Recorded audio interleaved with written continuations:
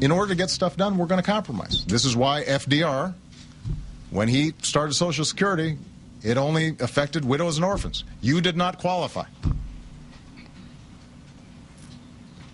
And yet now it is something that really helps a lot of people. When Medicare was started, it was a small program. It grew. Under the criteria that you just set out, each of those were betrayals of some abstract ideal. This country was founded on compromise. I couldn't go through the front door at this country's founding. And if we were really thinking about ideal positions, we wouldn't have a union. Joining me again are Jane Hampshire, founder of FireDogLake.com, Adam Green, founder of the Progressive Change Campaign Committee, Ezra Klein of the Washington Post, and Roger Hodge, the author of The Mendacity of Hope. Roger, what do you think was wrong with the president making this deal at this time, given that the Republicans, let's just everybody remember, let's set the table for January. The Republicans take over the House of Representatives. They don't just become a stronger minority.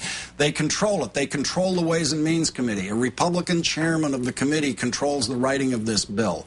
They control the agenda. How would you expect to get something better in the next Congress with Republicans controlling the House of Representatives? Well, let me just say I appreciate the practical wisdom that you bring to this situation, but it's also true, and we have to remember that this situation, this predicament, is of Obama's own making, is of the Democrats' own making. Obama has signaled from the very beginning that he was willing to surrender, and so surrendering again advances no one's interests here except the interests of the top 2%, the super rich.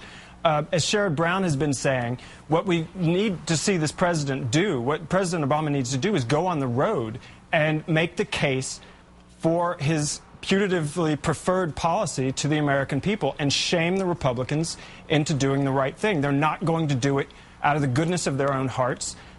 All he's doing here is demonstrating... Can you just stop for a second? Can you cite me a Democratic president who has shamed Republicans into voting for a tax increase of any bracket? Look, Herbert Hoover, Barack Hoover Obama is not going to win this fight. But Roger, you're suggesting a strategy that has never worked before, has never been employed before. Name me the Republican Woodrow Wilson forced Congress to take on policies that they didn't want to take on. You know, can I help answer that question? Please. Go ahead, Adam. Give him hell, Harry. There's a reason he was called Give him hell, because he barnstormed the nation. I told you on this show before, I was in South Dakota when President Bush barnstormed South Dakota and put pressure on my senator, Tim Johnson, at the time, and Tim Johnson then did what Bush wanted. A Democrat. Why is it essentially different for a Democrat rather than a Republican? The Democrats need to learn from the Republicans. You've lived in a two-party system long enough and you don't know the difference between a Democrat and Republican on taxes? No, certainly we know There's nothing clearer than the Democrats. The Democrats always surrender. That's the difference. Lawrence, you're not making a neutral position. Adam, finish your point about Tim Johnson. Go ahead. It's a good point. Tim Johnson, well, it's the same thing.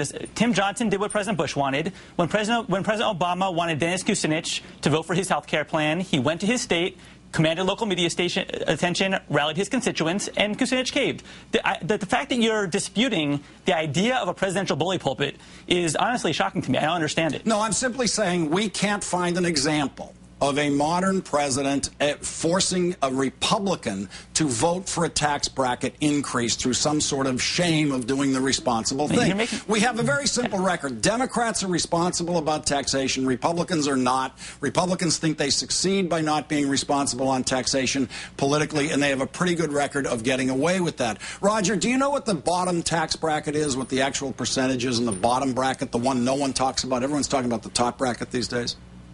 I'm sorry, I didn't understand the question. The bottom tax bracket, do you know what it is, what percent it is? No. It's 10%. That's the George Bush bottom tax bracket. You know what happens in January if you don't do something about it? It goes up to 15%, which was the bottom tax bracket under Bill Clinton. No one wants to see that happen. No one wants to see. People are advocating that it happen. No one you are wants advocating that it happen. You're saying let it happen. All due respect, there's one person here who's saying it shouldn't happen. There's only one person here saying it shouldn't happen, and that's Ezra Klein. We're going to go to him now. Ezra, why shouldn't the Democrats be willing to stunt this all the way through to January, February, March, and fight over this, allow the tax rates to go up to the Clinton level on January 1st? Why did you say that they shouldn't do that they should take a deal before December 31st? Look, I'm not going to spend 5 seconds defending the administration's strategy or communications here. Both have been horrible. But we're not having a discussion yet in this segment about what this deal looks like. We just struck a deal basically this morning. We should at least say what's in it. And basically, when we talk about the deal Obama wanted to have about a month ago and the deal he's got today, you're talking about two different types of gets, and you have to decide which one is better. In the original deal, the one that some people say we should move back to, he gets an expiration of the Bush tax cuts. Over the next two of the Bush tax cuts for upper income earners.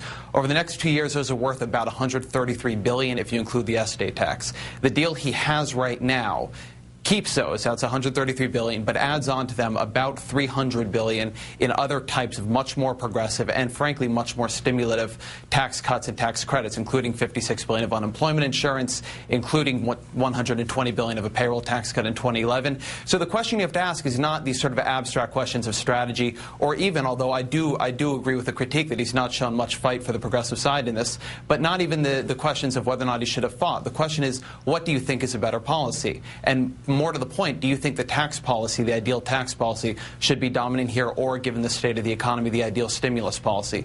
The reason I say they shouldn't back down on the deal right now is that I think they got a better stimulus policy than one would have expected. Now, I don't know that they can get that again. I think it's possible they could get just the middle class or the under $250,000 tax cuts, but I don't think that is actually where we should be focusing, given the state of the economy. I'm more worried about stimulus right now than I am about tax rates. You know, Ezra, we actually did discuss the elements of the deal last night on this show. The reason I've been concentrating on the reaction and on the strategy from this point forward is basically the kind of criticism that has broken out today about this deal. And actually last night there was some welcome surprise on the part of some progressive analysts on this program and elsewhere about how good the deal was, given how bad it could be under certain circumstances. What I'm not discussing, what we don't have the time to discuss, is the ideal. In my ideal, we would have several higher top tax brackets than $250,000. I would have a bracket at $1 million, at $10 million, at $100 million. It's crazy that we don't have higher brackets going up to these astronomical incomes. This is not what the president gets to think about as what is the ideal in the tax code. He has to think about, where do we get 60 votes in the Senate in order to go forward? Jane Hampshire, as an advocate of a deal in the past, given everything that Ezra has said about what's actually contained in this deal, which includes, by the way, an expansion of the earned income tax credit, which is an anti-poverty program built into the tax code that Republicans have never been in favor of. Do you agree with Ezra's analysis of the net value of what's in front of us compared to what we might see coming out of a Republican House of Representatives in next year?